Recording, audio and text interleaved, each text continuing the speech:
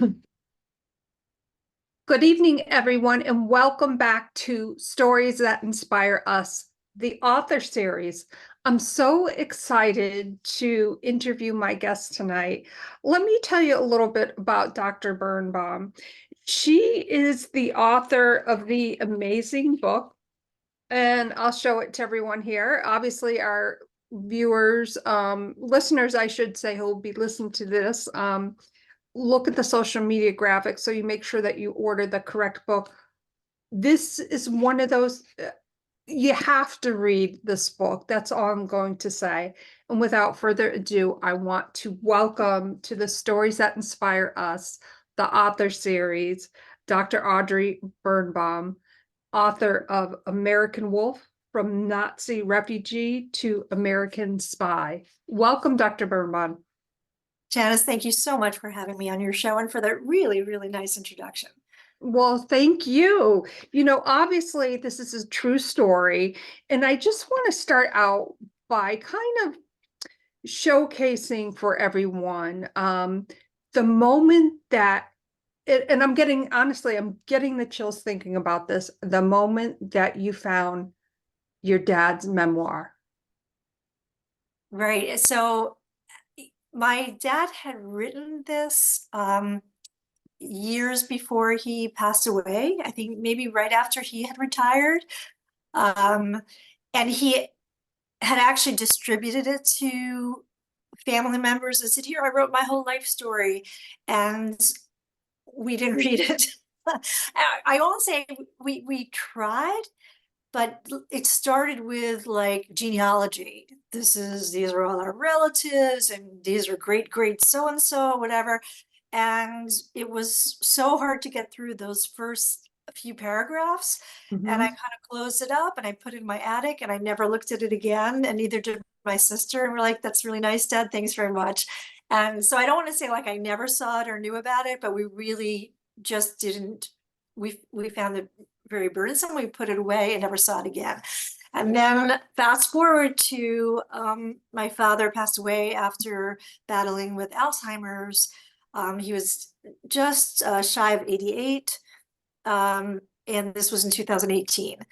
And we knew my father was had been through World War II and been through the Holocaust and had been expelled from Germany, had just survived like by the skin of his teeth. And we knew a couple of stories. And so my sister and I at his eulogy said, okay, we'll go ahead and we'll, tell the stories. And then we realized that we really didn't know them. We didn't know the details. We didn't remember them. We had holes that were so big that, like I said, oh, I think he took a boat out of Spain. And my sister was like, no, it was Portugal. And we were like arguing the points. And then my mother said, Dad wrote everything down. And I was like, oh my God, like I just didn't know. So I happened to have a broken leg at the time. Like I broken it just a week before my dad died and I had surgery and I literally crawled up my attic stairs on my butt. Oh my And I gosh. was like, it has to be here somewhere. It's gotta be somewhere. And I like found it like in a dust pile and dusted it off and found this, for people who can see, I actually have it here. It's this enormous tome that he actually had Wow. bound. And he thought it was this publishable book.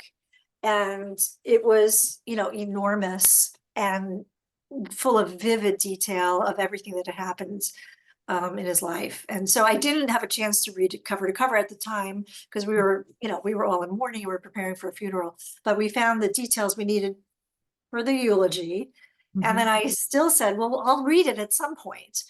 And fortunately I had some time because I was off, I was not working because I had to be non-weight bearing for a couple of months. So during that period, I read through it, cried through, I mean, I was crying. My dad died, but I still said, this is not publishable as it is, but maybe one day, so it still took a few years for me to retire to say, okay, I'm going to tackle this project. Wow. And as I started reading and you were describing when you were at your dad's funeral and how you got up to read the eulogy, and I really felt like I was there listening to you speak about your dad, and obviously the life journey that, and everything that he went through is documented so well. And this book is written with such great detail, but such great respect for your dad's journey and for where your family's journey, and him being an immigrant. In fact, one of the favorite things that your dad wrote about was when he had his first banana split. Yes, I think, I think when we remember things, we don't remember linearly, right? We remember stories, things that stand out. And we remember the very good and the very bad. So he had remembered these little vignettes. And the challenge for me was to somehow tie that into a cohesive story, Mhm. B, something that was emotional, because he wrote his memories down, but oddly, they were not very laden with emotions. They were just very much, it was a tell story. This happened and this happened, and I remember this. And their memories of, childhood, the way if you were telling your children or somebody about your child, you would say something like, well, we would wake up in the morning and we would have rolls for breakfast, and then we would go do our shopping, and then we would do this. And it had that style of we would. And it doesn't make for immersive storytelling, and reading. So I had to figure out, well, how am I going to tell this in a way that brings the emotion to it? And I tried a lot of different things, and I decided to do it in the first person, um, which required me to embody him and find it was my voice telling his story, because I really rewrote everything. So he provided me with the substrate, is how I would put it, but I had to weave it into a story and kind of be him and live through and try to feel what it was like to live through this really dramatic experience and find the fear and find the sadness, um, even though that wasn't really the man that I knew. I knew Hmm. the aftermath, the damage part. Right. And as you were talking about that, you had to find your voice in telling his story. Did you have any outside help? Like, for instance, you mentioned your mom, you mentioned your sister.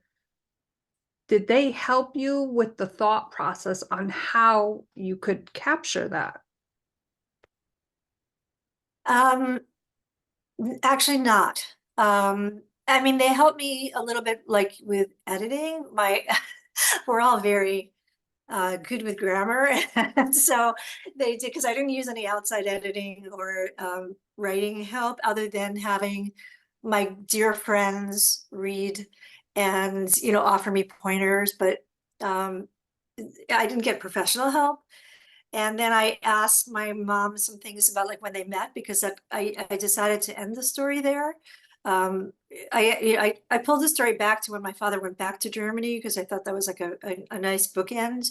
But I wanted to end it like on a really positive note, with my father finding love and acceptance after being, persecuted and dealing with prejudice um, and sort of displacement and kind of not knowing who he was all of his life. So finding my mother, and they had a volatile but ultimately a successful marriage, for uh, I guess over 50 years.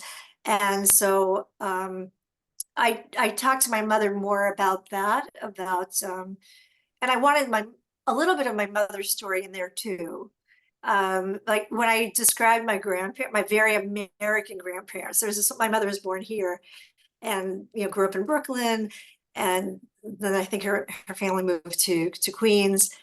And when my father met my mother, he was her rebellion, because he was this foreigner, and my grandparents, who were very American and trying very hard to shed their Jewishness, and of course, being a Jewish American, you hated the Germans, right? I mean, that was all of America. We hated the Germans. We were at war with them. My father was German.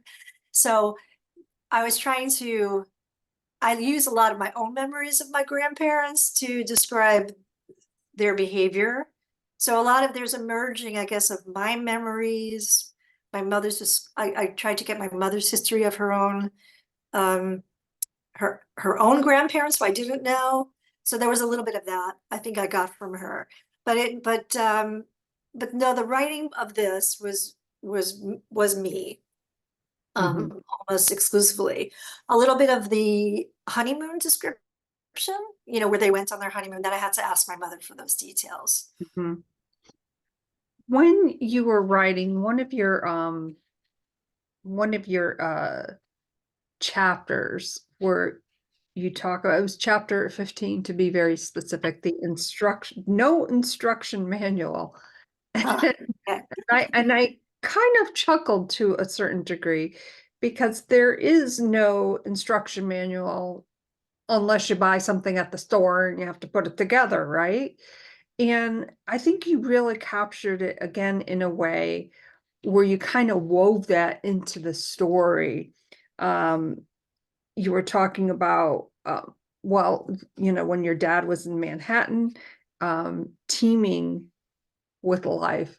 And I just thought, wow, here's this young man, well, young boy at the time, and, walking or, trying to get used to America and the different customs, and just filled with such hope for a better life. Um, and I thought, wow, this is just amazing on how it was written, and talking about their, the apartment. Um, when you received, obviously you wrote this book, we know that, but when you received the book back in its published form, and maybe it was before it went to official publish, what did you think when you held this in your arms? In other words, looking at chapter 15, whatever chapter it was for you, like, did something stick out for you? You're like, oh my God, I can't believe I'm holding this in my hands. No, I I liked the cover. I worked really hard on that cover, but I'm very self-critical, and so throughout the whole process, I kept thinking, um, oh, it's not good enough. I wish I wrote this differently. I wish I improved that sentence. I hope that after he gets to America, people are still interested in the book, that they don't feel like, oh, it's, because it's so dramatic, the escape part. Mhm. And so coming here and the whole rest of coming to America, I think is a really important part of the book, because I feel like this isn't, this isn't just a Holocaust book, not that I want to diminish that at all, but it is also relatable because it is an immigration story, and that's a very universal story. And not that much has been written from a child standpoint about this period and this transition, which, again, could be for many people that feeling of hope and yet homesickness. And you think, how could somebody be homesick for this horrible period when people are trying to expel you? And yet there was this sense of this dichotomy of feeling. But as far as my own feeling was always, I just don't know. I mean, my friends all said they really liked it. Mhm. But until I started to hear people's feedback and reviews, and then it was accepted for the as a finalist for the National Jewish Book Awards, I was like, that external validation was required for me to say, oh, okay, I guess I did okay. But no, I at no point did I feel confident, and I never, Wow. I probably never will. That's just me, that's just, Right. Well, I yeah. think when you're working on something so personal, so detailed, and perhaps, relearning or finding out more about your dad that, perhaps was, you had mentioned that you and your sister recounted things a little bit differently. I imagine that must have been almost awkward in a sense where you have the memory, your sister had the memory, and it was relatable to both of you in totally different ways. Yeah, I mean, memory is also very fluid and often inaccurate.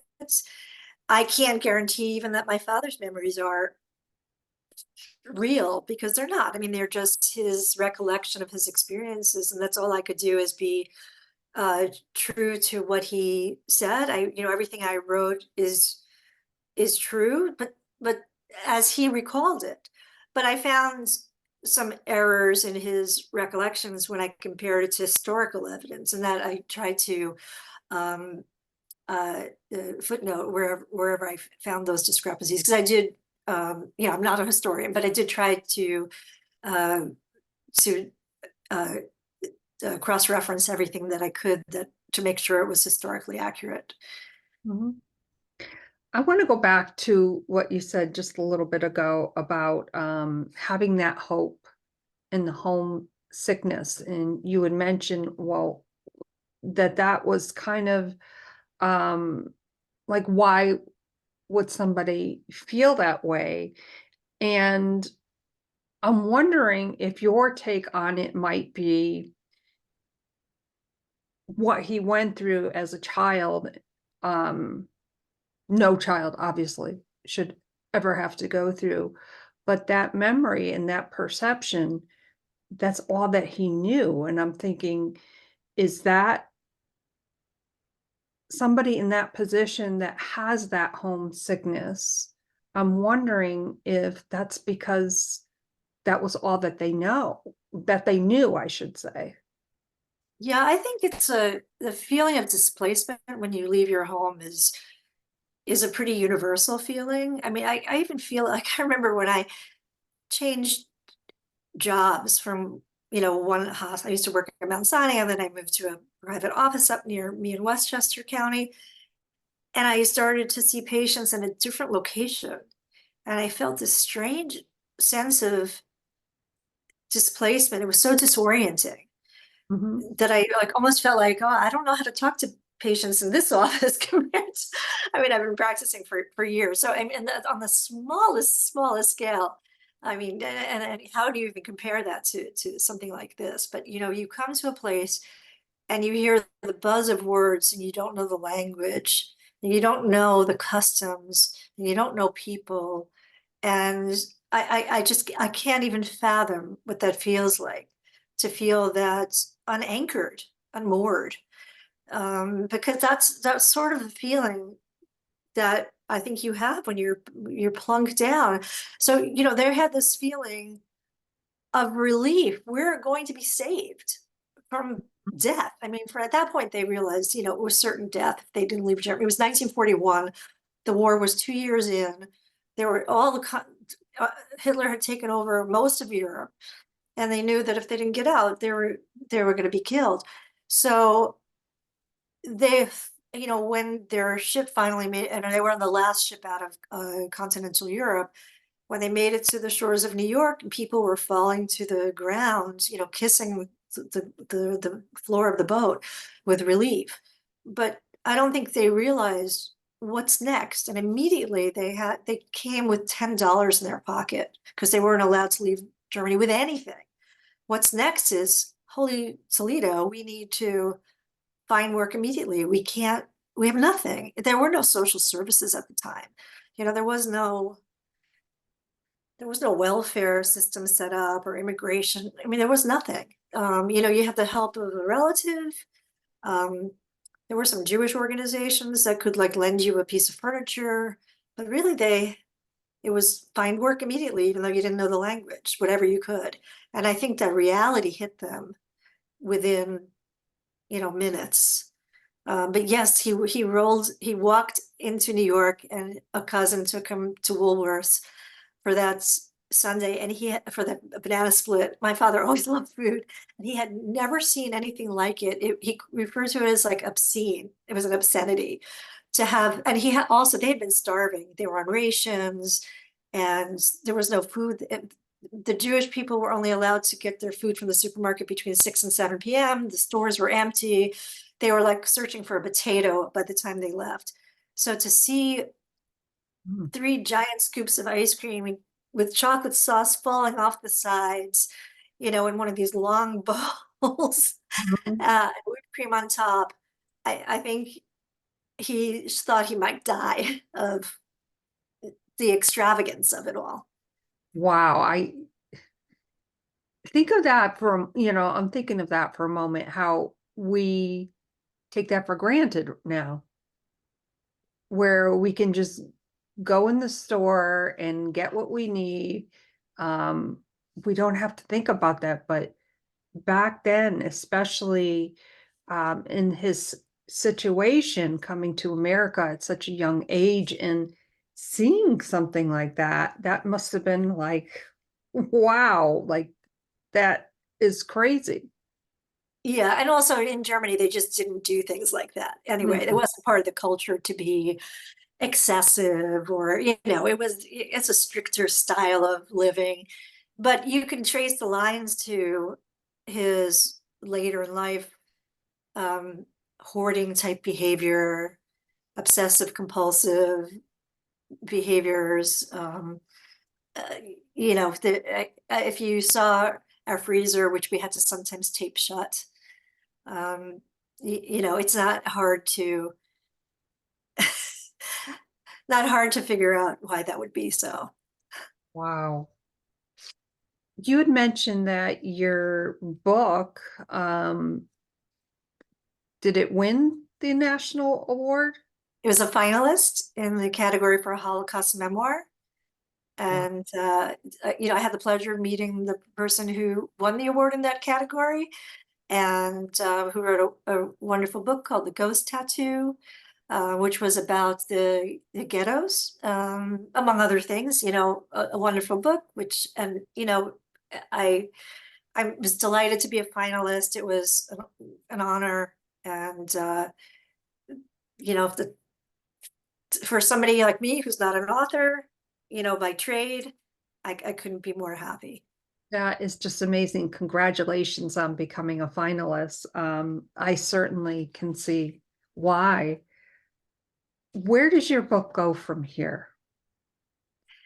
It's such an interesting story. I wrote it to get my father's story told. It was an homage to him. He wanted his story told again, and what he had written wasn't um, ideal for mass consumption. People are reading the book. I could see that people are, and I could see from the reviews that people are enjoying it. And that's really what I want. So I feel like I've accomplished that. I've been on the news. I did a talk at the Reagan Presidential Library in January. Like, to me, I feel like, that's I did what I set out to do. I'm happy to do more talks. I'm Mhm. doing a talk to kids at like middle school kids in Connecticut, in Danbury, Connecticut, in a couple of weeks. So yeah, I my goals were never commercial. It wasn't like, oh, I'm gonna come on. I realized I do like to write, and so I think I had started another book and then got a little distracted with you know um, promoting this one, but and so I will continue to write because I get so much pleasure out of it, and Mhm. I but as far as this story is, as long as people want to hear about it, I will tell it because I think it's an important story. I think the I think it's important to keep those stories alive and keep them personal. It's Mhm. some people talk about the Holocaust and like, oh, 6 million people died, 6 million Jewish people died. But unless you hear the personal story of what people went through, it loses the feeling. And the other thing is that sometimes like words get used loosely, in today's politics. And I don't want to talk about politics. I'm sure you don't want to either. But, people use words loosely when they talk about ghettos and holocausts and genocides, and they're not the same. Just their intent really matters. Intent. When you read about what happened and you understand the intent of what was being done, the intent of eradicating a population, it's different, and I think that matters. Oh, And you it have to know definitely. what happened. You have to know what happened and how it was done and why it was done to understand the difference. Thank you so much for Yeah. sharing that. I think, and when you said that, there was such like I felt the emotion from you. There is such when you say understand the intent, that is so true. Like if you're just saying these words to say them or integrate them into a conversation, but you're not understanding the intent to write this book in a way, again, that honored your dad's journey and coming to America and living the American dream, then I think, you really feel the depth of this story, of your dad's story. Now, when you held this book in your hands for the first time, what did that feel like for you? No, I mean, I was proud. I did. And, I'll have to say, my mother, who, God bless her, is 88 and going strong. I mean, Wonderful. all the wits about her. She's a tough cookie. Um, for her, this really meant so much to her. Mhm. Uh, my father isn't with us anymore. And so it really means so much for everybody else, for all those people who are surviving. And for her, like when I had my book launch party, which of course I debated doing because I usually don't like a lot of spotlight on me, I'm sent to be like a little more modest. And so, but another author and the publisher who published my book, God bless her, she's not a Jewish woman, she's Dutch, and she's made it her mission to publish just survivor stories and World War II stories. And so now we're a group of over 70 authors and we communicate with each other. So another author said to me, Audrey, do a book launch party. So eventually I did. And then I invited my mother and my sister to sit up with me so that people could ask all of us questions. I'm like, yeah, my mother should be up there. She was married to the guy for Exactly. maybe. And while she was up there, I found out things I didn't know. For example, I found out that the reason my father sat down and wrote his story was because he had gotten a diagnosis of prostate cancer and he thought he was going to die. And so Okay. that's why he sat down and wrote it. The other thing I found out was that when my family came here, they contemplated changing their name from the very unpronounceable Schwersenz, 10 letters, 2 L's, to Sherman, because there's that feeling, but how do we hide our Jewishness? Because it hasn't really gotten us anything positive. And the third thing I found out was that my father, from as long as I knew him, always seemed bizarrely proud of being German. And, oh, we're German this, German that. Let's go back to Germany. Let's visit Germany. I'll show you my apartment, whatever. And I always thought that was a strange thing, you know. But but when he met my mother, he lied to her and said that he had learned to speak German in the army. So that pride was not present all along. I mean, there was a fear that he would be, from his experience when he was in school, as you read in the book, he was, ironically, the kids called him a Nazi because he was German with a German accent. And we were like anti-Japanese and anti-German at the time. So they called him a Nazi. So I'm sure he wanted to hide that from people where he could. So that I learned all at the launch party. See, Wow. see what we don't know. Shocker. So Well, yes, that's yeah. So that's not really an answer to your question, how I felt when I held the book. But I did, yes, I felt like, yes, I'd done something I made my mother proud. That felt, and I made my mother and my sister cry buckets when they read it, buckets and buckets. So, Oh, I can't even imagine. oh, bucket. I mean, when I was writing it, buckets. And I feel like I had a new relationship with my father posthumously because it was always a rock. He was a difficult man because he had demons, and I didn't know fully what those demons were. I didn't understand how many losses he had racked up through his lifetime. Um, he had told the stories of his escape and made them seem like adventure stories to us, or that's how we, as children, we interpreted them. His great escape, without understanding all that he had endured and all that he had lost. And only in writing it could I fully appreciate how many people he had lost, how lonely he must have been, how frightened he must have been as a child. And I also had to be a full-grown adult, with children of my own to fully realize and recognize that I guess hearing the stories as a child, I could not have fathomed it. Wow. What do you think your dad would think about this book? I've been asked that before, and um, I don't think I could have written it with him being alive because I did put it into my words, Hmm. take artistic liberty. And I think that would have been, he was a very controlling person. And I think that he thought what he wrote was a masterpiece, and he would have not allowed me the freedom to do what I did. Hmm. So um, yeah, I guess I'll end that sentence right there.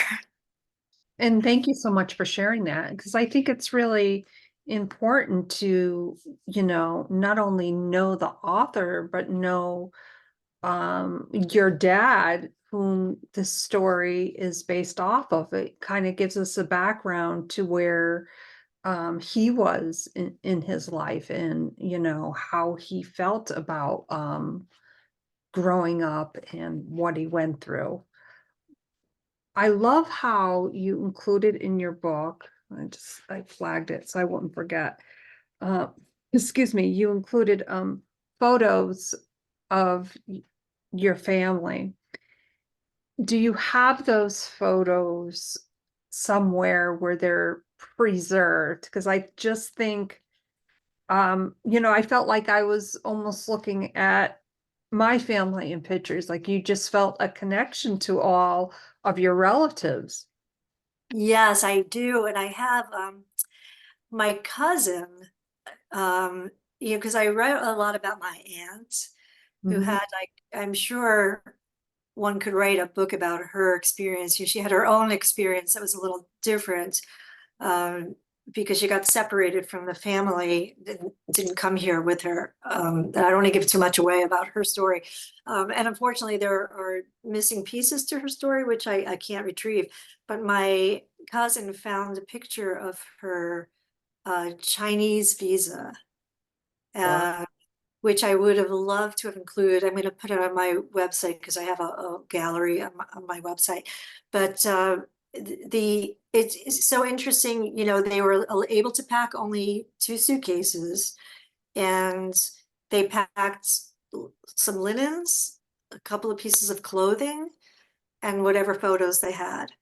And then the other thing that happened is in the process of um, doing research for the book, I also went on like Ancestry, and I found a cousin, the cousins that my family met when they arrived here.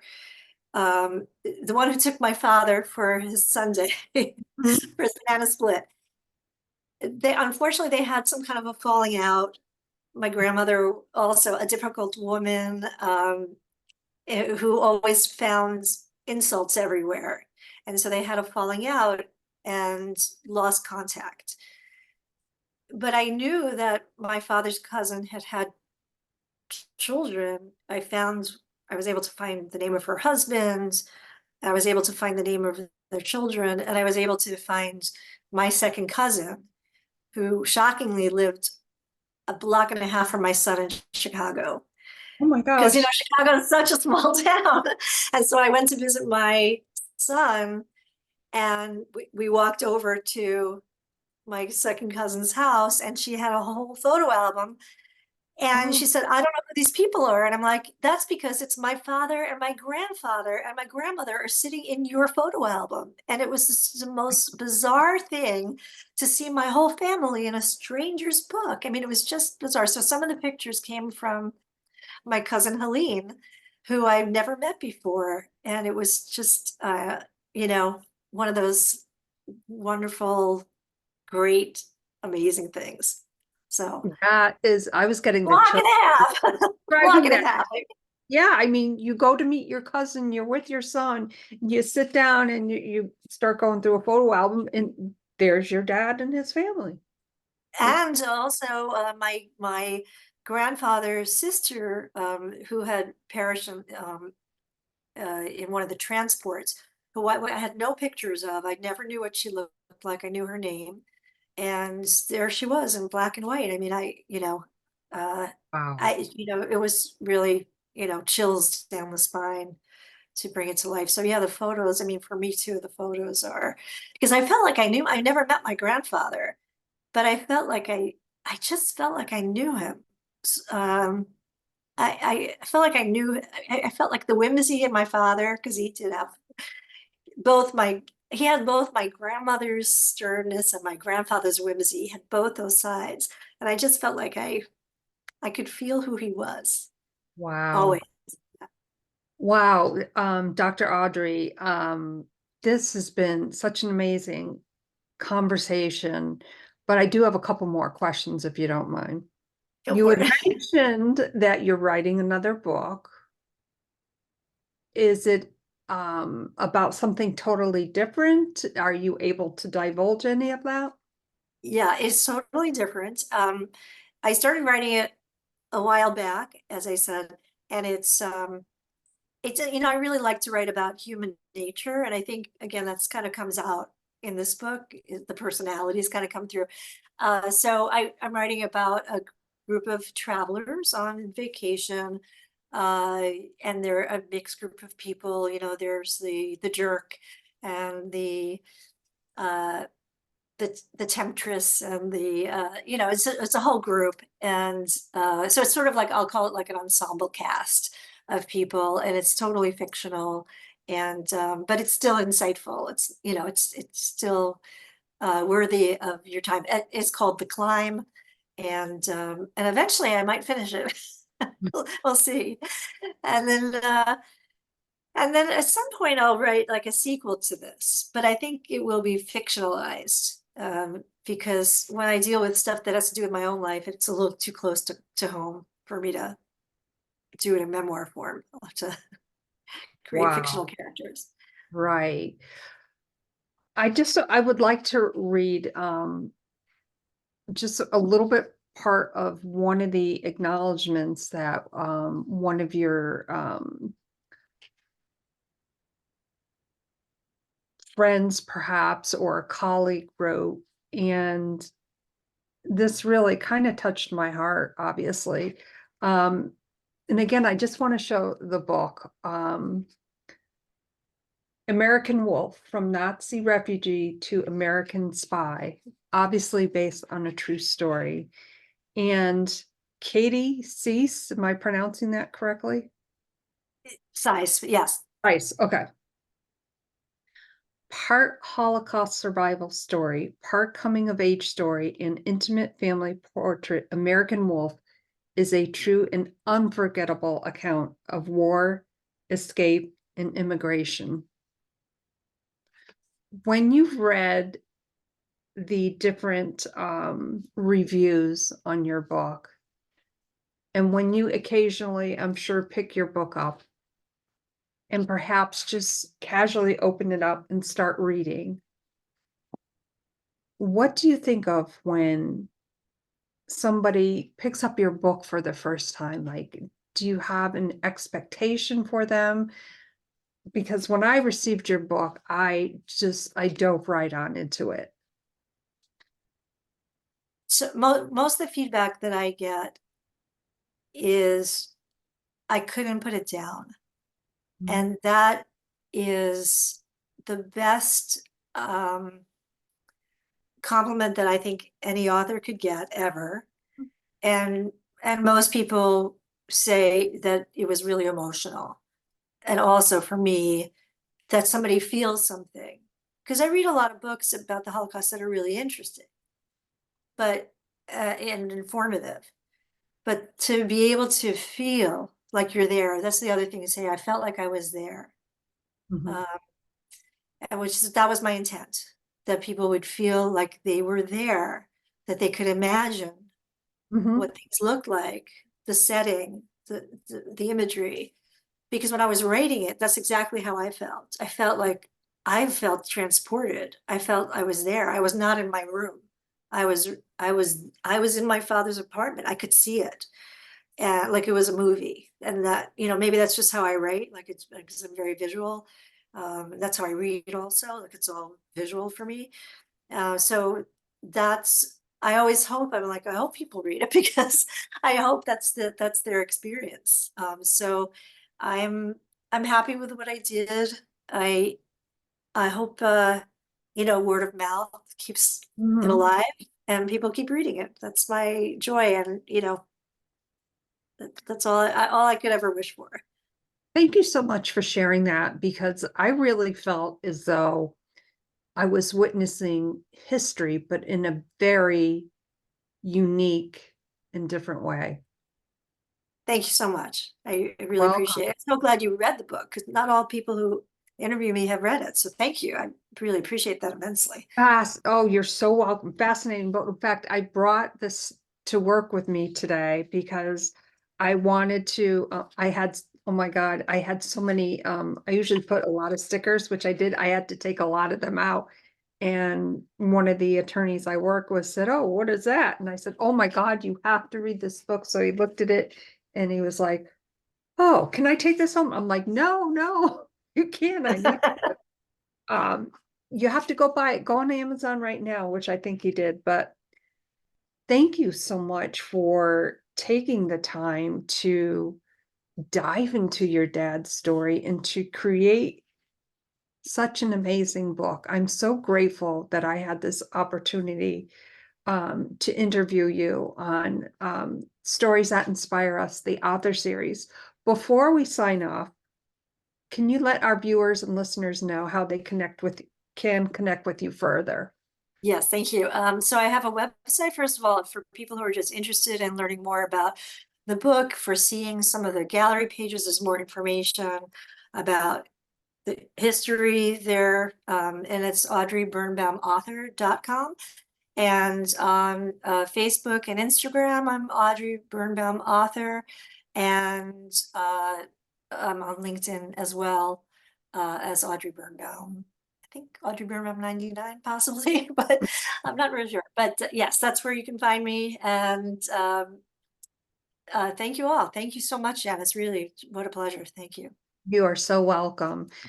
Everyone, your story matters. And Audrey's book, a dedication not only to her dad, but to the memory of those based on the Holocaust and immigrants and what everyone goes through. Read this book. It is such a wonderfully written book, and you will feel, as I mentioned, you will feel yourself transported into a world of perhaps a different history lesson, I guess is what I'm trying to say. Thank you all so much.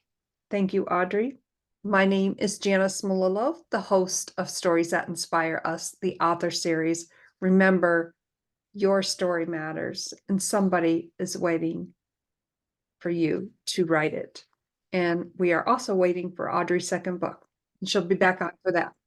In any event, we will see you all again very soon. Thank you so much. Bye for now.